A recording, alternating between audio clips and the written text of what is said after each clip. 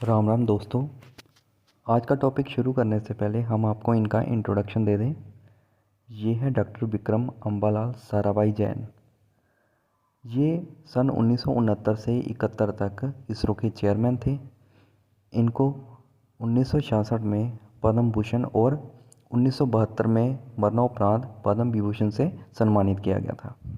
इनके नाम पे स्पेस सेंटर भी है, जिसका नाम विक्रम साराभाई स्पेस सेंटर है, जो कि त्रिवेंद्रमपुरम में सिचुएटेड है। तो आज का टॉपिक है हमारा प्रोजेक्ट साइट।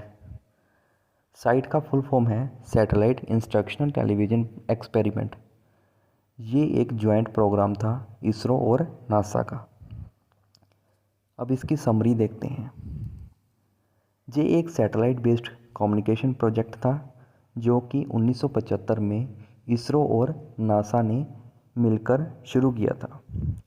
ये प्रोजेक्ट रूरल इंडिया में इंफॉर्मेशन प्रोग्राम शुरू करने के लिए लाया गया था।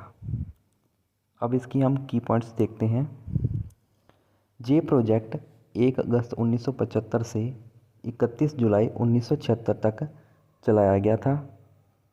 इसमें देश की 6 स्टेट्स के 20 डिस्ट्रिक्ट के 24 गाँव को इस प्रोजेक्ट में शामिल किया गया था। वो 6 स्टेट्स का नाम आंध्र प्रदेश, बिहार, कर्नाटका, मध्य प्रदेश, उड़ीसा और राजस्थान था। और ये प्रोजेक्ट 4 भाषाओं में लॉन्च हुआ था, जो कि हिंदी, उड़िया, तेलुगु एंड कन्नड़ थी। ये TV program all India radio ने बनाया था और इसे ब्रॉडकास्ट नासा की ATS-6 सैटेलाइट ने किया था। इस प्रोजेक्ट की जो फंडिंग थी वो मेनली UNDP, यूनिसेफ, यूनेस्को और ITU ने की थी। अब इसमें दिखाए जाने वाले जो प्रोग्राम थे उनके बारे में बात करते हैं। इसमें 2 तरह के प्रोग्राम दिखाए जाते थे। एक था एजुकेशनल टेलीविज़न, जिसको ETV कहा जाता था, और दूसरा था इंस्ट्रक्शनल टेलीविज़न, जिसे ITV कहा जाता था। ETV प्रोग्राम स्कूल के बच्चों के लिए लाया गया था। इसमें एजुकेशनल प्रोग्राम दिखाए जाते थे और ये प्रोग्राम स्कूल के समय 1.5 घंटे के लिए आता था। और छुट्टी वाले दिन इसी प्रोग्राम पे टीचर ट्रेनिंग के लिए प्रोग्राम लाया जाता था।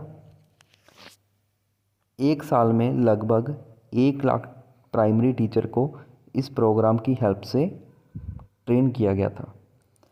और अब दूसरा है इंस्ट्रक्शनल टेलीविज़न, ITV। ये मेनली एडल्ट लोगों के लिए था। इसमें family planning, health, hygiene, nutrition, agriculture और नेशनल इम्पोर्टेंस के लिए जानकारी दी जाती थी। आगे देखते हैं इंडिया के ऑब्जेक्टिव्स। इंडिया के मेनली 2 ऑब्जेक्टिव्स थे, specific objective and general objective. अगर हम स्पेसिफिक ऑब्जेक्टिव की बात करें तो इसमें फैमिली प्लानिंग के बारे में जागरूकता, एग्रीकल्चर प्रैक्टिसेस को कैसे इम्प्रूव किया जाए, नेशनल इंटीग्रेशन के बारे में को बढ़ावा देना, एजुकेशनल को बढ़ावा देना, टीचर्स ट्रेनिंग में सहायता करनी, ऑक्यूपेशनल स्किल्स इम्प्रूव करना और हेल्थ और हाइजीन को बढ़ावा देना। ये थे इनके प्राइमरी ऑब्जेक्ट। और इसी में अगर हम जनरल ऑब्जेक्ट्स की बात करें तो इसमें सैटेलाइट बेस्ड ब्रॉडकास्ट में एक्सपीरियंस लेना, इसकी टेस्टिंग करनी, बड़े स्तर पर कम्युनिकेशन में सैटेलाइट की वैल्यू जानना, रूरल इंडिया के लिए टीवी की इम्पोर्टेंस जानना। अब US के पॉइंट ऑफ व्यू से उनके ऑब्जेक्टिव्स के बारे में बात करते हैं। उनके मेन ऑब्जेक्टिव थे टेक्निकल इंफॉर्मेशन लेनी। उसमें wide band based FM transmitter के बारे में जानना और उसकी टेस्टिंग करनी, 800 से 900 मेगाहर्ट्ज़ की जो फ्रीक्वेंसी थी उसमें एक्सपीरियंस लेना और स्पेस एप्लीकेशन के यूज़ में एक्सपीरियंस लेना। अब इसके इम्पैक्ट्स की बात करते हैं। साइट से पहले हम धरती पे बिछी तारों के जाल से इंफॉर्मेशन एक्सचेंज करते थे, लेकिन साइट के बाद इंडिया ने इंफॉर्मेशन एक्सचेंज के लिए सैटेलाइट का यूज़ करना शुरू कर दिया। जिसके बाद इसरो ने सैटेलाइट टेक्नोलॉजी पे काम करते हुए 1982 में इंडियन नेशनल सैटेलाइट सिस्टम को लॉन्च किया था।